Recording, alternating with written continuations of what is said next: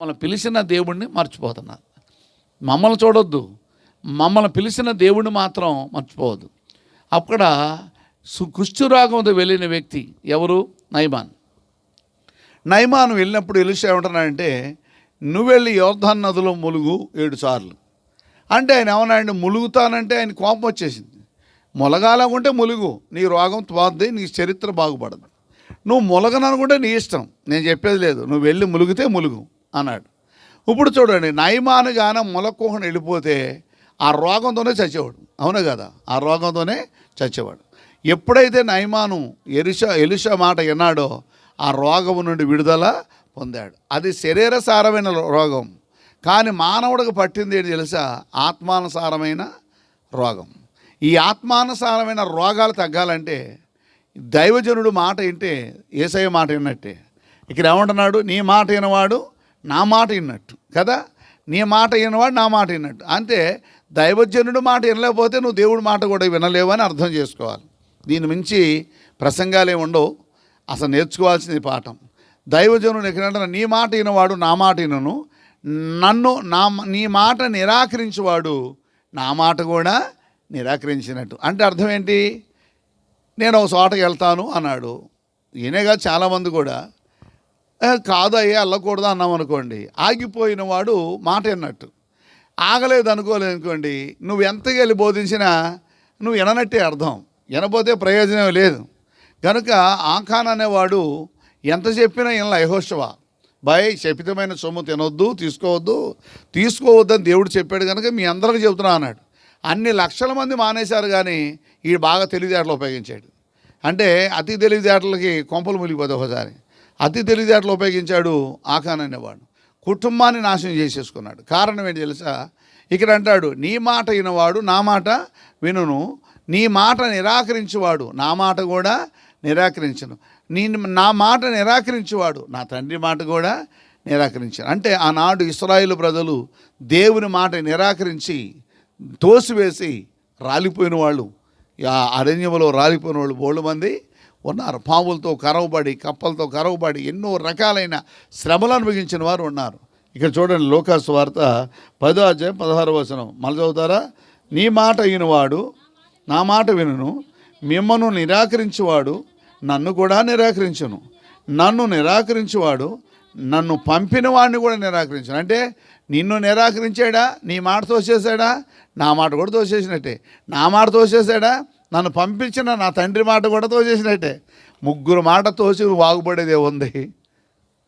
ముగ్గురు మాట తోసేసి, దైవజనుడు మాట తోసేసి, యేసయ్య మాట తోసేసి, యెహోవా మాట తోసేసి ఏమీ ప్రయోజనం అయ్యదు, ఏమి లాభం లేదు. అక్కడ అంటాడు, నా తండ్రి మాట కూడా నిరాకరించినట్టే.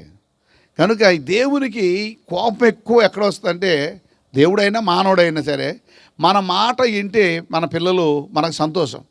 మన మాట వినకుండా నిరాకరించి నువ్వు చెప్తే నేను వినేది అన్నాడు అనుకోండి, మనకు బాధే. దేవుడికి కూడా అదే. ఆయన దైవజనులు మాట వింటే నిరాకరించితే నువ్వు దేవుడిని నిరాకరిస్తున్నావు. కనుక నన్ను కాదు నిరాకరించింది, నువ్వు దేవుడినే అవమానపరుస్తున్నావు, దేవుడిని నిరాకరిస్తున్నావు. కనుక అది దానివల్ల సమస్య ప్రారంభిస్తుంది అంటాడు. ఇక్కడ మళ్ళీ చూద్దాం ఏమంటాడు, చూద్దాం. యోహాను సువార్త 13వ అధ్యాయం 20వ వచనం. నేను ఎవరని చెప్పుకుందరో వారిని చేర్చుకున్నారు, నన్ను చేర్చుకున్నవాడు నన్ను పంపిన వాడిని చేర్చుకున్నాను. మళ్ళీ చదువుదాం. నేను ఎవరిని పంపుదునో వారిని చేర్చుకున్నవాడు నన్ను చేర్చుకున్నాడుగును, నన్ను చేర్చుకున్నవాడు నన్ను పంపిన వాడిని చేర్చుకున్నాను. మళ్ళీ ఇక్కడ 3వ పాయింట్ అన్నాడు, ఎవరైతే నేను పంపానో, అంటే అందరూ కాదు, పాస్టర్లు అందరూ కాదు, పాస్టర్లు అందరూ దేవుడు ఆ దైవ సంబంధించిన వారు కాదు, అందరూ పిలువబడినవారు కాదు. చాలామంది గొర్రె చర్మాలు కప్పుకొని ఉంటారు. ఈ గొర్రెదో మేకేదో అర్థం కాని పరిస్థితి, తోడేళ్ళు ఏదో తెలియదు.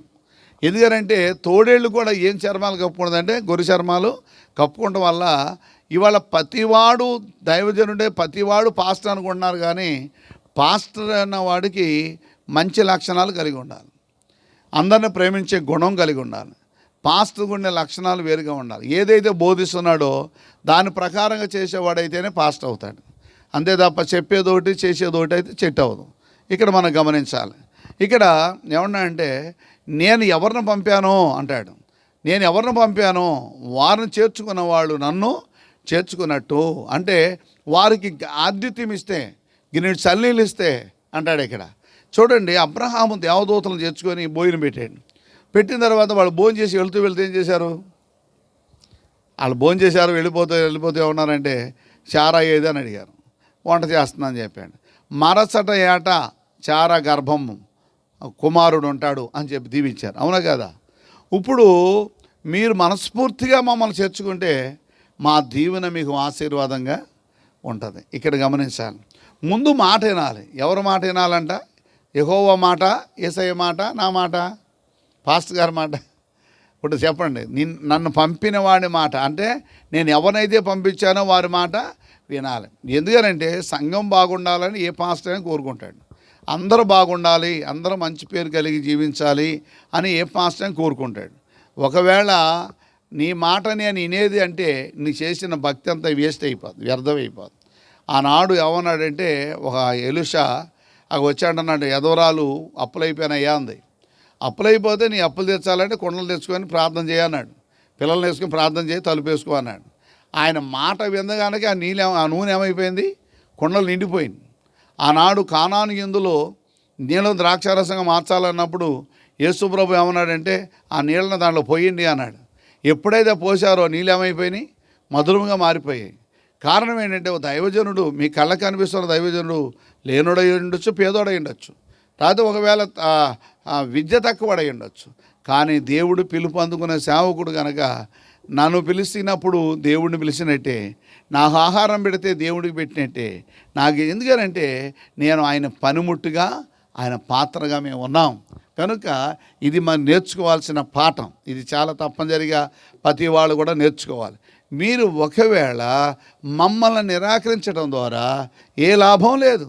అక్కడ అంటున్నాడు, నేను పంపించిన వాడిని ఎవరైతే చేర్చుకుంటారో నన్ను చేర్చుకున్నాను, నన్ను చేర్చుకున్నవాడు నా తండ్రిని చేర్చుకున్నాను. పౌలు ఏమన్నాడు? చక్కని మాట ముగిచ్చేస్తా తొందరగా. 2 కొరింథీ 5:20. 2 కొరింథీ 5:20. కావున దేవుడు మా ద్వారా వేడుకున్నట్టు మేము క్రీస్తుకు రాయబారులమై దేవునితో సమాధానపరచుడని క్రీస్తు పక్షమున మిమ్మల్ని బతులాడుకొనుస్తున్నాము. పౌలు అంటున్న మాట ఏంటంటే, మేము క్రీస్తుకి రాయబారులు అయి ఉన్నాం. అంటే తండ్రికి క్రీస్తు రాయబారి అయితే క్రీస్తుకి సంఘానికి మేము రాయబారులం అయి ఉన్నాం. ఇక్కడ రాయబారి అంటాడు. ఎందుకనంటే దేవునికి మీకు సమాధానం కోల్పోయింది, దేవుని మాట ధిక్కరించటం లేదు. ఇప్పుడు మేమేం చేస్తున్నామంటే ఇద్దరి మధ్యలో రాయబారాన్ని ప్రకటిస్తున్నాం. రాయబారం అంటే ఏం చెప్పాలి? మీకు అర్థమేంటి చెప్పాలి. ఒక కొడుకు తండ్రి గొడవపడ్డారు, వాళ్ళిద్దరూ కొట్టుకున్నారు, ఇద్దరు మాట్లాడుకుంటారు. ఇప్పుడు వాళ్ళిద్దరిని మనం ఏం చేయాలంటే చేతులు కలపాలి, శుభ్రంగా బతకండి అని చెప్పాలి. అలాగే ఆ యేసు ప్రభు వారిని నేను దేవుని ధిక్కరించిన మిమ్మల్ని కలపటానికి రాయబారిగా దేవుడు ఏర్పాటు చేసుకున్నాడు. మేము ఎవరు అంట? సమాధానపరచడానికి, క్రీస్తుతో సమాధానపరచడానికి రాయబారులమే కానీ మేము ఈ లోకంలో రాయబారులం కాదు. క్రీస్తుకి మీకు మధ్యలో రాయబారులం గనుక ఆయన మమ్మల్ని పంపించాడు రాయబారిగా సమాధానపరచాలని రాయబారిగా పంపించాడు. కనుక మేము రాయబారులు అంటే క్రీస్తుకి మీకు రాయబారులం. రేపొద్దున దేవుడు అడిగితే మేము చెప్పాల్సిన ధర్మం కూడా మా దగ్గర ఉంది. ఏంటంటే ఎవరు మరి సంఘంలో బలంగా నిలబడ్డారు, ఎవరు బాగా ప్రార్థన పరులు, ఎవరు ప్రార్థిస్తారు, ఎవరు ఖచ్చితంగా నిలబడతారు, ఎవరు ఇస్తారు, అసలు ఎవరు నీకు సపోర్ట్ చేస్తారని దేవుడు ఆయన తెలిసినా నన్ను అడుగుతాడు. అడగాల్సిన ధర్మం ఆయనకు ఉంది. కారణం ఏంటి తెలుసా? మేము రాయబారులం, మీకు సంఘానికి రాయబారులం. యేసుప్రభు ఎవరికి? మాకు అందరికీ రాయబారి, దేవునికి రాయబారి. అంటే క్రీస్తు చనిపోయి మరణించి తిరిగి లేవటం ద్వారా పాపినైన మన చేతులు శుభ్రం చేసి ఆయన రక్తంతో కడిగి మన చేతులు తీసుకెళ్ళి ఆ పరిశుద్ధుడైన యేసు సృష్టికర్త అయిన చేతిలో పెట్టాడు మనల్ని. కనుక మనందరము సృష్టికర్త అయిన చేతిలో ఉన్నాం. కానీ ఈ లోకంలో ఉన్నంతకాలం మీకు రాయబారులు అన్న సంగతి మర్చిపోకూడదు. ఎవరికి రాయబారులు? మేము దేవునికి మీకు రాయబారులు. మీ మధ్యలో విజ్ఞాపన చేస్తాం, ప్రార్థన చేస్తాం, మీ కుటుంబాలు బాగోవాలని కోరుకుంటాం, మీరు బాగుండాలని కోరుకుంటాం. మీరు బాగుంటే మేము బాగుంటామని ఆశ మాకు. కనుక ఇలాగా మీరు బాగుండాలనే కోరుకునే కోరిక మీ బంధువులకి, రక్త సంబంధులకు కూడా, అన్నదమ్ములకు కూడా ఉండదు, మాకుంటుంది. ఏంటంటే మీ వల్ల మాకు ప్రయోజనాలు ఉన్నాయి, మా వల్ల మీకు ప్రయోజనాలు ఉన్నాయి, అందువల్ల మీరు బాగుంటే మేము బాగుపడతాం. గొర్రెలు కాసేవాడు గొర్రె బాగా తింటే, బాగా పుష్టికరంగా ఉంటే గొల్లవాడికి లాభం, సంఘం బాగుంటేనే పాస్టర్కి లాభం. మీరు బాగుండాలనే కోరికే తప్ప మిమ్మల్ని ఇబ్బంది పెట్టాలనే ఉద్దేశం మాత్రం కాదు. మీరు బాగుంటేనే మేము బాగుంటాం, సంఘం బాగుంటుంది, పరిచర్య బాగుంటుంది. కనుక చూడండి 3వ అధ్యాయం చూడమ్మా, 6:1, 2 కొరింథీ 6:1. గాక మేము ఆయన తోటి పనివారమై మీరు పొందిన దేవుని కృపను వ్యర్థం చేసుకోవద్దని మిమ్మల్ని మరలా మేము ఏడుకొనుచున్నాం. మా బాధ ఏంటంటే క్రీస్తుకి రాయబారులు మేము కనుక, మా బాధ ఏంటంటే మిమ్మల్ని ఏడుకుంటామే మా పని. నాయనా బాబు, ప్రభువుని నమ్ముకో, యథార్థంగా ఉండు, దేవుని వైపు తిరుగు, దేవుని చిత్తం అన్నాడు అని మిమ్మల్ని బతులాడుకొని వేడుకుంటాం. ఎందుకు తెలుసా? మీరు నరకానికి వెళ్ళకూడదు, మేము కూడా నరకానికి వెళ్ళకూడదు, మనందరం ఒక రాజ్యానికి వెళ్ళాలని మీ ఎదురుగా మేము ప్రార్థన చేస్తే మీకు కనపడదు, కానీ మేము చర్చిలో చేసే ప్రార్థన మీకు కనపడదు కదా. అందుకనే ప్రార్థన తిరిగి మా దగ్గరికి రాకుండా ఉండాలి, ఆ ప్రార్థన మీకు ఆశీర్వాదంగా ఉండాలంటే ఏం చేయాలమ్మా? దేవుడు దైవజనుల యొక్క విలువ మనకి తెలియాలి. దైవజనుని చేర్చుకుంటే దేవుడిని చేర్చుకున్నట్టు, దైవజనుల్ని ఆతిథ్యం ఇస్తే దేవుడికి ఇచ్చినట్టు, దైవజనుల పిల్లలకి ఆతిథ్యం ఇస్తే దేవుడికి ఇచ్చినట్టు. కనుక దైవజనుల్ని గౌరవిస్తే, మీ ఇంటికి చేర్చుకుంటే, వెళ్ళేటప్పుడు శుభం అని చెబితే నీ ఇల్లు ఆశీర్వాదంగా మారిపోద్ది. మనోళ్ళు ఏమంటారు తెలుసా? ఆ డబ్బులు అంటే వీళ్ళు కాదు, వీళ్ళు ప్రతి నెల పెట్టుకుంటారు సుమారుగా 12 సంవత్సరాలు. ఇప్పుడు ప్రతి నెల కూడా 12 ప్రభులోకి వచ్చి 12 సంవత్సరాలు. కొంతమంది అయితే ప్రార్థన పెట్టుకోవాలంటే డబ్బులు అయిపోతాయి అని పెట్టుకునే వాళ్ళు లేరు.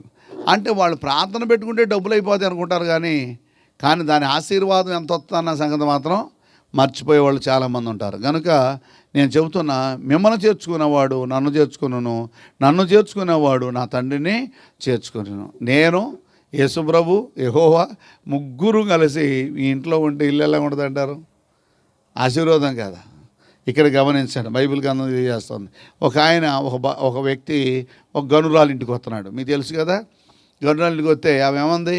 మన ఇంటికి వస్తూ పోతున్న ఆ దైవజనుడు భక్తి గల దైవజనుడు అని నేను ఎరుగుదును.